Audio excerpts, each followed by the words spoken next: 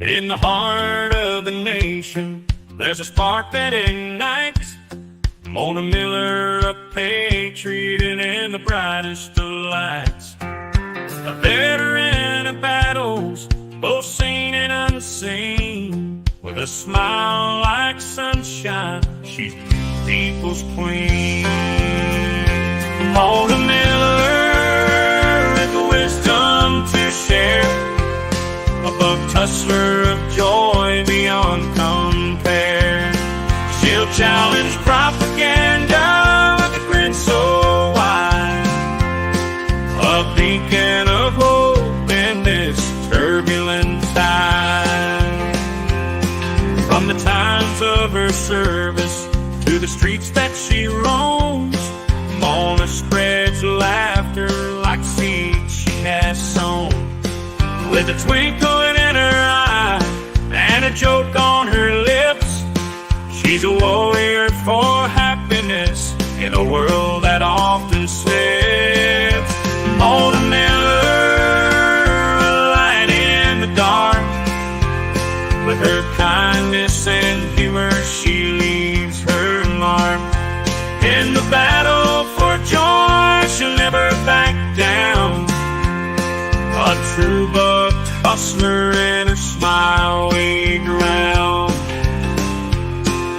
The trials and hardships, she stood tall with a heart full of love. She answers the call, for Mona knows the power of a smile sincere. She'll share it with all spreading cheer.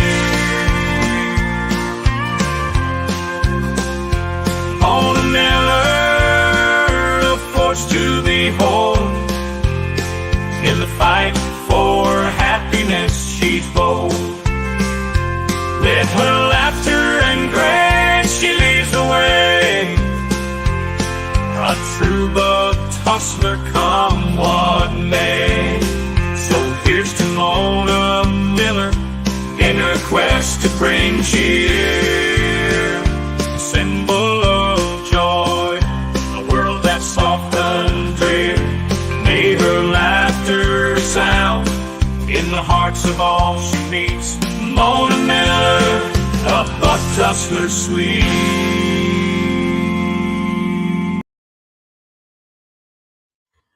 Well, howdy, folks. How y'all doing this evening? You know, there's a lot of things going on in this world, but there's some good things too.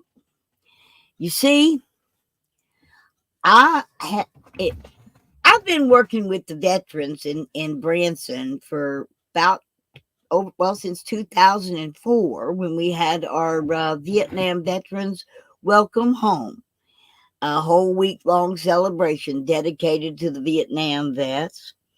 And they come back year after year for Veterans Week, which takes place between the 5th and the 11th of November every year.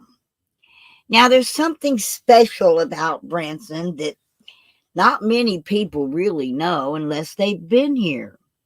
You see, Branson honors, loves, and respects our veterans 365 days a year by offering them special shows, special discounts on meals, hotel fees, shows, and attractions. And it's our way of paying back. But it's not that. It's the fact that when you wear anything that identifies you as a veteran at all, somebody's going to say thank you. No matter where you go, whether you're out renting a boat on the lake for the day, or you're walking down the sidewalk, or you come into a venue or restaurant or store, you're going to be recognized as, and we're going to show every vet honor, respect, and dignity and love. And having been the morale officer, I'm the one that makes everybody laugh. The infamous bug tussler. My job is to make every stranger smile, and as morale officer, it's my job to make everybody feel that they're they've just come home. Okay. Well, comes to find out, the government has set a day, a month aside. It's going to be May is National Military Appreciation Month. And of course, Branson, we're going to step up and we're going to do a whole month of wonderful events and attractions and special things for our veterans for the entire month of May. Well, as morale officer, I also know that many of my vets suffer from PTSD, post-traumatic stress syndrome. And, you know, I have them, I put my arms around them and I hug them every year. And it's 3,000 to 4,000 veterans and their spouses and their children if they're with them. And, you know, they talk. They tell me their story. And thousands of times I've heard the story of how Branson healed my PTSD. I quote, I come here year after year. This is my PTSD medicine. I absolutely feel absolutely loved, honored, and respected here. And I take that feeling home with me, and it helps me conquer my PTSD. Well, we got a lot of World War II vets and Korean vets and Vietnam vets, but we don't get many Desert Storm or Iraqi Freedom or Afghanistan or those vets to come here. And I don't know why. We try and we try. Well, I came up with the bright idea to invite Donald J. Trump, who I thoroughly believe in my heart of hearts and in my prayers will be president by May of 2025. And I have asked the city of Branson to allow me to invite Donald J. Trump to come to Branson. Okay. So just a second here. I'm going to pull this up here just a moment.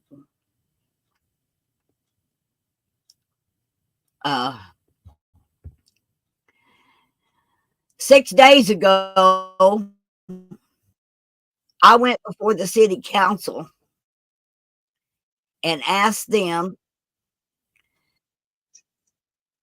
if they would do something.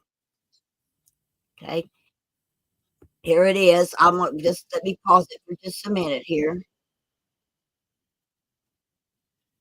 so I can pull it up on here.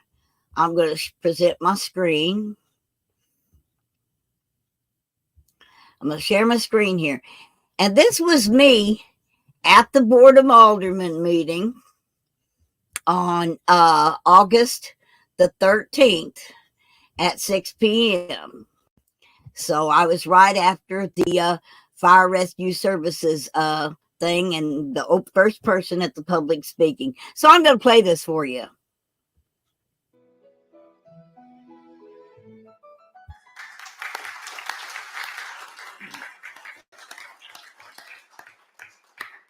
All of these guys are available for autographs at a later time. Charlie, thank you so much. We provide the tools, you guys practice with them, and last week I got to see you guys in action in my backyard on Lake Yeah. Taneycomo. Yeah. We just couldn't be more proud, and we feel safe. Thank you.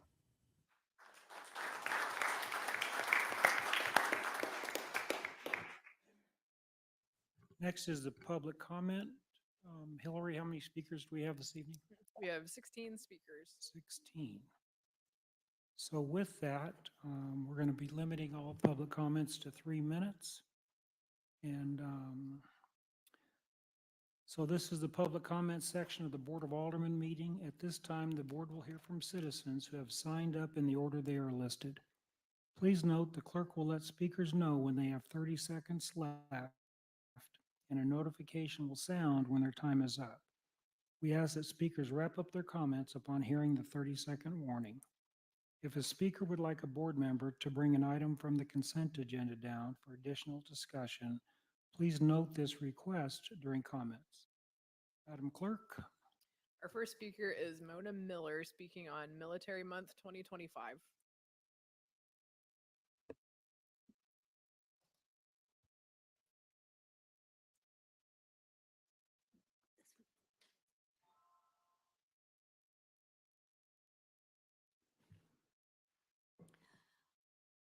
Okay, everybody probably knows me, but my name is Mona Miller, and I live at 50